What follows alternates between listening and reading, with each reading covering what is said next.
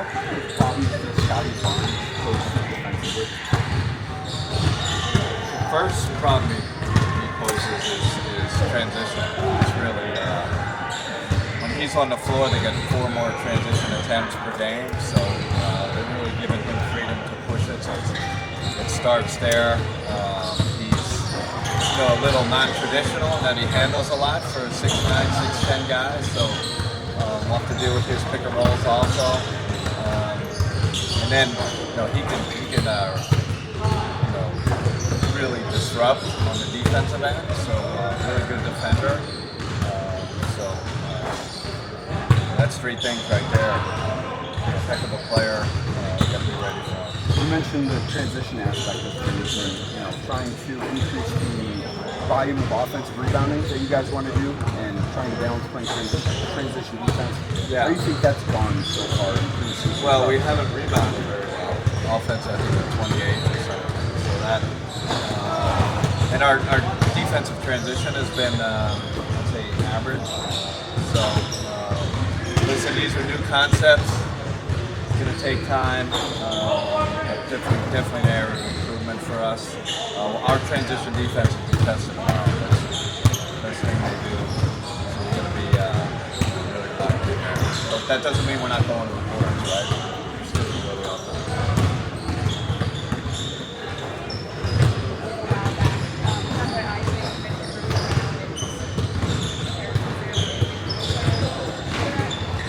Yeah.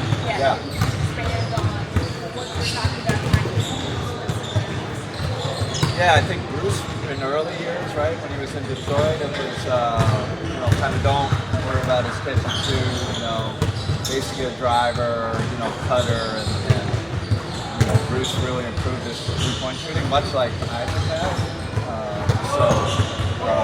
Both physical screeners. Bruce can really, get in that pocket and make a play, which is what we want Isaac to be doing.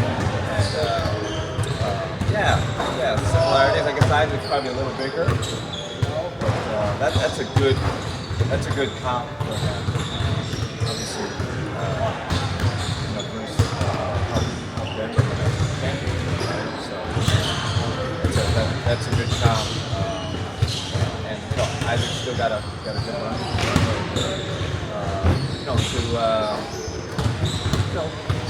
Simulate some of that stuff. Help our team.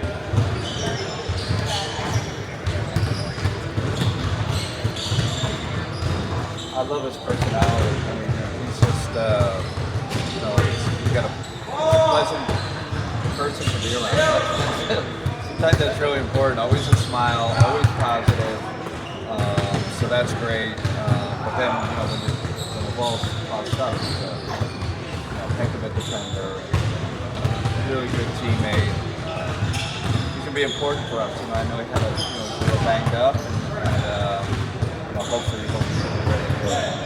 You kind of brought it up with the offensive rebounding. Is there a time when you tell your guys with a certain group you got to get back in certain times that you do have to crash more? Yeah, I think it is scouted, right? I mean, we feel like we're getting hammered in transition. Easily make it 4 back, or usually always send a 5. But you can make those adjustments in game or pre-game if you see a team that has great transition. It's easy to say, hey, everybody's back this game. The only thing, the teams that are really good in transition, sometimes they're not the best defensively. It really depends, especially with the scouting. With Darius, and specifically talking about the defensive end, it looked like he was really painting the passing lane as well in the preseason. Yeah. How much of a weapon can that be when you have that kind of pressure on the perimeter? Man, he's like one of those elite defensive backs. Like, he reads the play so well. I always respected him as a defender, competing against him, but once he's off the ball, he sees the game as well as anybody. If you're in the right position, you get steals. He's great off the mark, much like a defensive back. He gets a lot of interceptions. He's in that elite category. With Toronto's size, I mean, everyone says no one is under 6'9" on their roster. What kind of challenge does that present to your team when it comes to just implementing the offense or even just defending them? Yeah, their size and athleticism, right? That's the two things. And you know, they've had a kind of template for drafting and recruiting that type of player. So we know, we know that. We talk about transition. We also know the offensive rebounding piece with them. We got to keep them off the board because of their size. Pearl gives them a real force. They can put Boucher at the 5. He's a great athlete, great offensive rebound. So we really got to be locked in to kind of combat that athleticism and that size. And I know there's a lot of conversation on who you're going to put in place for Max at small forward, but could you see Evan possibly I know his traditional spot is the 4, a little bit of the 5, but could you see him playing a little bit of that wing type spot on the floor? Now that you mention it, we haven't thought of it. We haven't played with it in preseason, but I think everything's on the board, and I think we have a pretty good idea what we're going to do, but that hasn't been discussed yet. But it's not a bad idea if things don't go the way we want them to go, because he's skilled enough. He's skilled enough to play the 3. Especially the way he handles the ball and the way he passes it. From the half-court lens, when you have Dean in there versus when you have Max in there, obviously one's a little bit less of a mover around the court. How does that change the dynamic for Evan when you have the ball in his hands like that? Like, because obviously one's more of a spacer, and another one's a little bit more of a chasing spacer. Yeah, that's exactly right. Max is constantly cutting. Dean is much more of a static pacer.